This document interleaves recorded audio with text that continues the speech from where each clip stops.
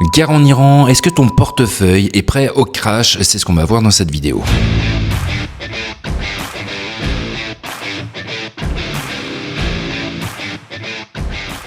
La guerre en Iran a fait prendre plus de 30% aux ETF énergie dans le monde, pendant que d'autres ETF ont juste perdu pas mal de leur splendeur. Alors, dans quelle mesure la guerre fait évoluer ton portefeuille? Comment réagir? Bref, guerre en Iran, est-ce que ton portefeuille ETF est prêt au crash? C'est ce qu'on va voir dans cette vidéo. On verra plus exactement comment faire sur Trade Republic pour rééquilibrer un portefeuille. Alors ça va dépendre des actions que tu vas avoir, mais on va prendre l'exemple d'un portefeuille plus ou moins lié avec celui lié aux préconisations de Charles Gave. Je te dirai comment faire pour réajuster ton portefeuille sur Trade Republic directement et surtout comment réagir face à un crack. Mais avant de rentrer dans le vif du sujet, je te parle un petit peu de moi. Je m'appelle Florian, ça fait plus de 20 ans que je suis parti m'expatrier. J'ai créé mon entreprise et depuis, j'investis mes bénéfices fois en bourse, mais également en crypto et en immobilier. Alors si toi aussi tu veux devenir libre financièrement, n'hésite pas à t'abonner à Smart Nomad. Tu l'auras compris, ici on parle sans blabla d'investissement pour devenir libre financièrement et voyager à travers le monde. Allez, on rentre directement dans le vif du sujet. Si tu as suivi les recommandations de Charles Gave, tu es déjà investi dans un ETF énergie dans le monde. Et franchement, ça a pris 30%, c'est juste génial. Est-ce qu'il va falloir vendre ou pas? Est-ce qu'il faut acheter de cet ETF? C'est ce qu'on va voir en premier. Tout d'abord, je vais te parler du fait d'acheter dès maintenant si tu n'as pas encore commencé.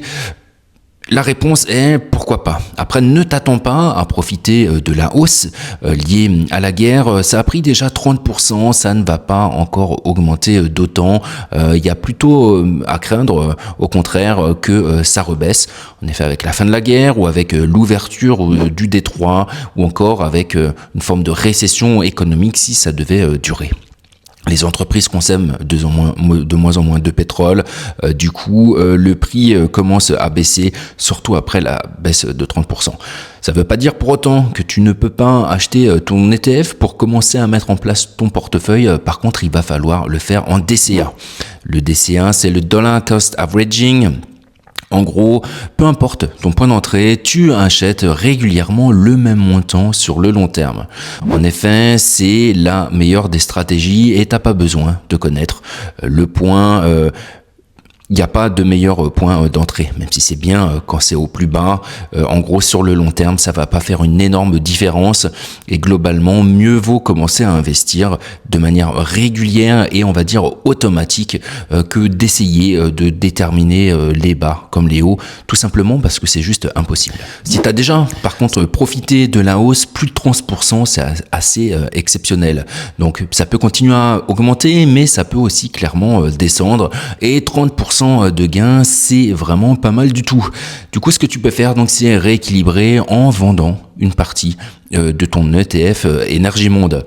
Alors oui, tu auras de l'imposition. Par contre, en Allemagne, je sais qu'il y a des Freibetrag. Si t'es pas concerné, tant pis. Mais sinon, même avec de l'impôt, ça reste intéressant. Parce qu'une montée, comme on vient de connaître, c'est quelque chose d'assez rare finalement et tu vas pouvoir sécuriser tes gains. Donc tu peux vendre 10 à 25%, surtout ne vends pas tout. Tu vas pouvoir, si tu veux, vendre pareil en DCA, mais plutôt sur du court terme, donc pas tout d'un coup, mais en 2 ou 3 fois. Si tu veux pouvoir profiter encore d'une hausse éventuelle, après tu peux très bien perdre si ça commence déjà à descendre. En gros, c'est ce qui va te permettre de rééquilibrer ton portefeuille. En effet, si tu as ton ETF Énergie Monde qui a pris 30%, il devient un peu déséquilibré par rapport au reste qui en plus ont perdu. Donc ici, vraiment le mieux, c'est de vendre une partie et de continuer à acheter en DCA l'ensemble des ETF que tu souhaites. Là-dessus, tu n'as pas tellement de changements à avoir. Ça va juste te permettre de sécuriser tes gains. Si tu veux moduler un peu ton DCA, tu vas pouvoir racheter aussi un petit peu plus pour tous ceux qui a perdu déjà 5 à 10%. Mais là encore, il faut s'y connaître un petit peu plus. Si tu commences, franchement, tu peux tout laisser tel quel ou tout simplement te cantonner à vendre encore une fois 10 à 25% de tes gains sur l'ETF Énergie Monde. Sur Trade Republic, c'est super simple. Tu vas perdre juste 1 euro de frais, de l'imposition si jamais tu es imposable à la flat tax, et c'est tout bon. Tu vas pouvoir réinvestir ensuite ton argent.